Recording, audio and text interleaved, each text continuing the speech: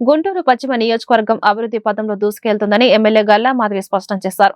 April 1వ తేదీ నుంచి ప్లాస్టిక్ పై యుద్ధం చేస్తున్నామని ప్రకటించారు. అలాగే ఉగాది నుంచి ఫుడ్ కోర్టులు ప్రారంభమవుతాయని చెప్పారు. స్థానిక 42వ డివిజన్ నవభారత్ నగర్ లో 1,50,00,000తో చేపట్టిన పలు అభివృద్ధి పనులకు ఎమ్మెల్యే గల్లా మాధవి గురువారం శంకుస్థాపన చేశారు. ఈ కార్యక్రమంలో పెదకూరుపాడు ఎమ్మెల్యే భాష్యం ప్రవీణ్ పాల్గొన్నారు. అనంతరం ఎమ్మెల్యే మీడియాతో మాట్లాడుతూ గుంటూరు పశ్చిమ నియోజకవర్గాన్ని అన్ని విధాల అభివృద్ధి చేస్తామన్నారు. ఈ కార్యక్రమంలో స్థానిక కార్పొరేటర్ వేములపల్లి శ్రీరామ్ ప్రసాద్, లంకా ఉదయ్, గార్డెన్స్ శ్రీకాంత్, రాధాకృష్ణ, కిరణ్ కుమార్ రెడ్డి, పున్నారావు తదితరులు పాల్గొన్నారు. రోజు నవభారత్ 1వ లైన్ 4వ లైన్ లో వర్క్స్ ని స్టార్ట్ చేసుకోవడం జరిగింది. 4వ లైన్ లో రోడ్ ని 49 లక్షల రూపాయల రోడ్ ని వాళ్ళు శంకుస్థాపన చేసుకోవడం జరిగింది. దానికి కొద్ది రోజుల ముందే డ్రైన్స్ ని పూర్తి చేసుకోవడం జరిగింది. అది కూడా దగ్గర 50 లక్షల రూపాయల వర్క్స్ చేసుకోవడం జరిగింది. ఇప్పుడు నవభారత్ నగర్ ఫస్ట్ లైన్ లో కూడా ఈ డ్రైన్స్ రోడ్స్ వేసుకోవడం జరుగుతుంది. ఫస్ట్గా డ్రైన్స్కి ఈరోజు 49 లక్షలతో శంకుస్థాపన చేసుకుంటున్నాము.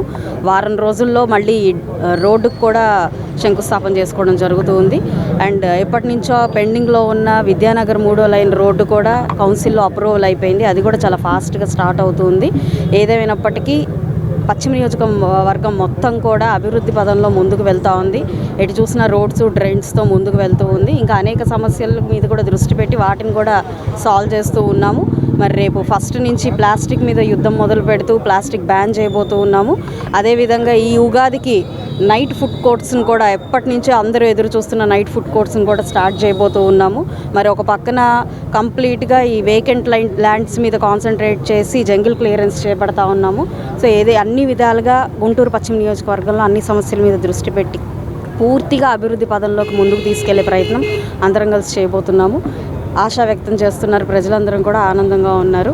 సో చాలా సంతోషంగా ఉంది. ఏదైతే ఈ కూటమి ప్రభుత్వం వచ్చిన తర్వాత గుంటూరు పశ్చిమ నియోజకవర్గంలో మరి ఎమ్మెల్యే గారు, ఎంపీ గారు హయాంలో వారి సారథ్యంలో నగరాన్ని అభివృద్ధి పదంలో నడిపిస్తూ ఉన్నాం. ఏదైతే మాకు ఈ ప్రాంతంలో చిరకాలంగా సమస్య అయినటువంటి నవభారత్ నగర్ ఫస్ట్ లైన్ కానీ, విద్యానగర్ 3వ లైన్ కానీ శాంక్షన్లు అయినాయి. సుమారు నవభారత్ నగర్లో మొన్న ఒక నెల క్రితం ఎమ్మెల్యే గారు డ్రైన్లకు శంకుస్థాపన చేశారు. 5వ లైన్లో డ్రైన్లు అయిపోయినాయి. మళ్ళీ 50 లక్షల రూపాయలు పెట్టి రోడ్డు శంకుస్థాపన ఈరోజు చేసుకోవడం జరిగింది. అలాగే నవభారత్ నగర్ ఫస్ట్ లైన్లో 1 కోటి రూపాయలతో డ్రైను, రోడ్లు, main road Navabharat Nagar first line Vikas Nagar నుంచి కనెక్టివిటీ రోడ్డు మెయిన్ రోడ్డుకి చేయడం కూడా జరుగుతుంది.